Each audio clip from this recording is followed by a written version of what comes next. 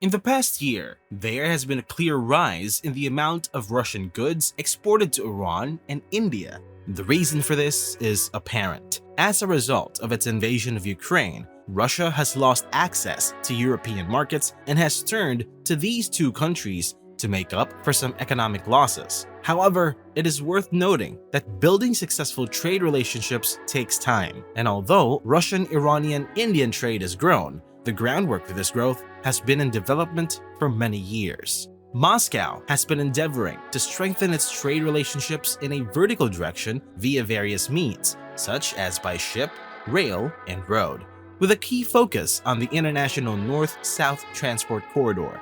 This corridor spans 7,200 kilometers, connecting St. Petersburg to Mumbai via Iran. The objective of this trade route is to bypass the Western and Chinese geopolitical spheres and render Russia's southward trade impervious to sanctions, while also fostering new opportunities for commerce. The International North-South Transport Corridor is an ambitious project that has gained even more economic significance since the Ukraine conflict. However, the success of the project is contingent on India's full cooperation. For Russia, the strategic objective is to make the appropriate moves at the opportune moment, while its diplomatic aim is to persuade others that it was their idea. Iran is a fortress-like country, with three of its sides surrounded by mountains and an ocean on the fourth. This topography has helped maintain the country's borders largely unchanged for centuries. However, in modern times, Iran has faced challenges not so much from direct conquest but from internal pressures, economic sanctions, and covert foreign meddling. The Iranian state functions as a fortified land bridge connecting the Caucasus, the Middle East, Central Asia, and South Asia. However, due to its pariah status, Iran's potential for geo-economic growth remains largely unrealized. Nevertheless, common enemies can strengthen friendships, and this is evident in the deteriorating relations between Moscow and Washington, much like between Iran and the United States. Given the US's position as the world's dominant naval power, the seaborne trade of its rivals is at risk. This includes the standard shipping route from St. Petersburg to Mumbai, which passes through the Baltic, around Iberia, through the Mediterranean, the Suez Canal, and around Yemen. In an attempt to diminish reliance on maritime trade, Moscow entered into an agreement with the governments of India and Iran in September 2000 to create the International North-South Transport Corridor. Over the following years, other countries such as Kazakhstan, Belarus, Oman, Tajikistan, Azerbaijan, Armenia, and Syria joined the accord, with Bulgaria serving as an observer. Despite years of negotiations, not all countries were included, and the corridor eventually became centered around Russia, Azerbaijan, Iran, and India. Currently, the International North-South Transport Corridor offers a network of multimodal rail and port connections. The proposed route will transport cargo from St. Petersburg and Moscow to Volgograd, then to the southern port city of Astrakhan.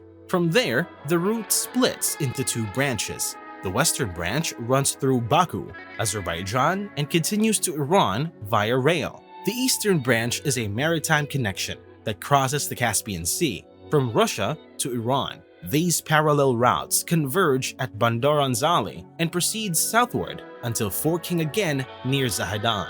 Both rail lines then end at the port cities of Bandar Abbas and Chabahar.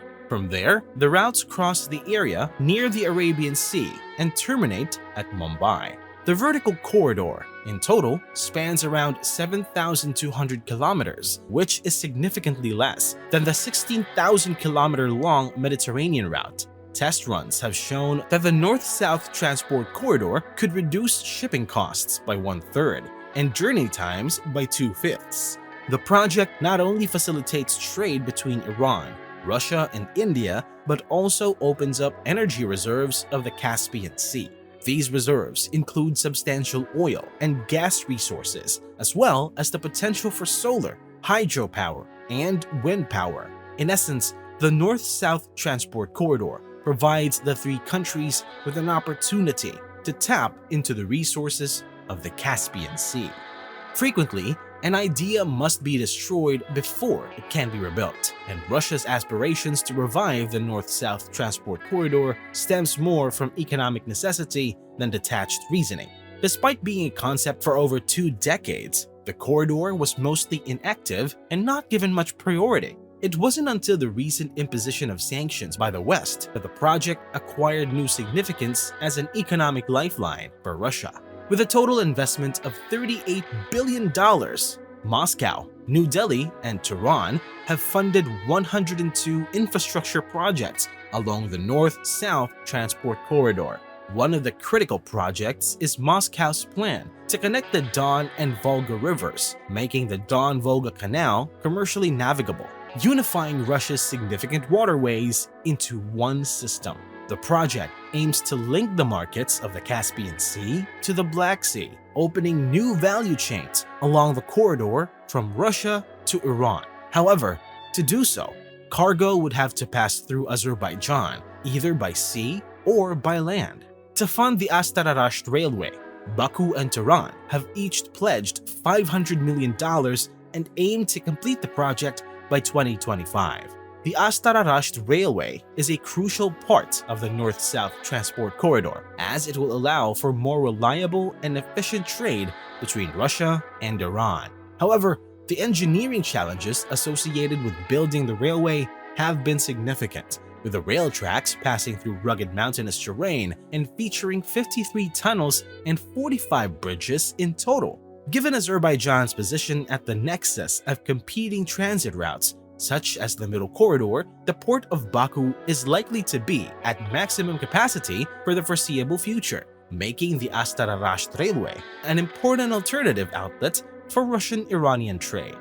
The rail line connecting Zahedan and Chahabar remains unfinished, and it is a crucial part of the multimodal corridor that integrates land and maritime routes. However, with a high cost of $1.6 billion, Iran's partners are not contributing much to the project. Moscow's resources are focused on the ongoing conflict in Ukraine, and New Delhi prioritizes connectivity between Mumbai and Chahabar, leaving few options for Iran to secure the necessary foreign investment. Along with the physical infrastructure developments, political statecraft has also played a significant role. In January 2023, the Eurasian Economic Union concluded a free trade agreement with Iran, which is expected to boost bilateral trade between Russia and Iran. This move towards neutral states is crucial for trade diversification, particularly for countries like Russia and Iran, which are viewed as pariah states by the Western Bloc and are subject to the highest number of sanctions worldwide. As a result, both countries have sought to strengthen ties with neutral countries like India. In 2022, New Delhi saw a four-fold increase in its trade with Russia, taking advantage of Western sanctions that have enabled it to acquire surplus Russian oil at a discounted price. The North-South transport corridor has been instrumental in building a mutually beneficial economic relationship between India and Russia by integrating it into the physical landscape of Eurasia. This match seems perfect, as India has a great appetite for buying, while Russia has a strong desire for selling.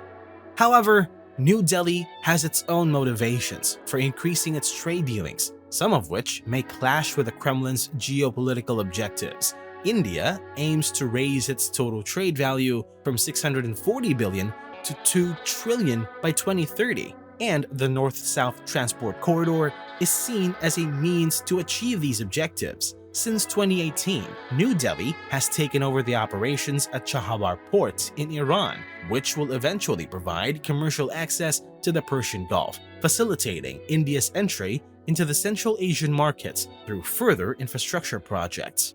For India, the strategic rationale between the Chahabar side project is to outmaneuver the China-Pakistan economic corridor. However, by openly challenging Beijing's interests, New Delhi risks creating a rift with Moscow. Relations between Russia and India dates back decades, and while lawmakers on both sides may claim to be old friends, the reality is that their friendship is more of a convenience. Russia and China, on the other hand, share mutual disdain for Washington, which brings them closer together despite their long and tumultuous history. Meanwhile, India is leading towards the Western Bloc and deepening its ties with the American-led Quad coalition. In addition to the aforementioned factors, since last year, China has become a crucial destination for Russian oil, as Moscow has lost access to European markets. Given this, Russia cannot afford to ignore Beijing, and if tensions between China and the United States continue to escalate, India and Russia could find themselves on opposite sides of the fence. All of these considerations add uncertainty to the fate of the vertical corridor.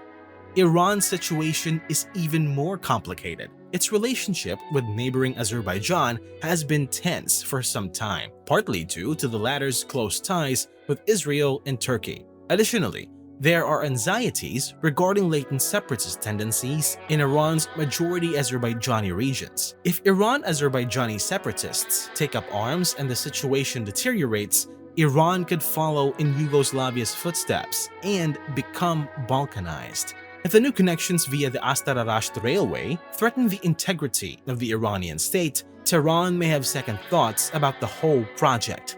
Should this occur, the corridor could be indefinitely shelved.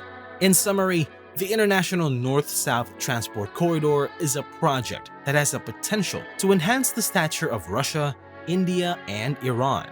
However, each state aims to derive its own benefits from the deal. While all parties agree on the overall direction of the project, their divergent policy priorities may lead to future disagreements. Russia is experienced in geopolitics, and it understands how to navigate the game, including when to reset and start anew.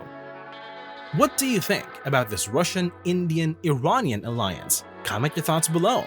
Thank you so much for watching. If you haven't already, hit the like button, subscribe to the channel, and turn on notifications to stay up to date with our latest uploads.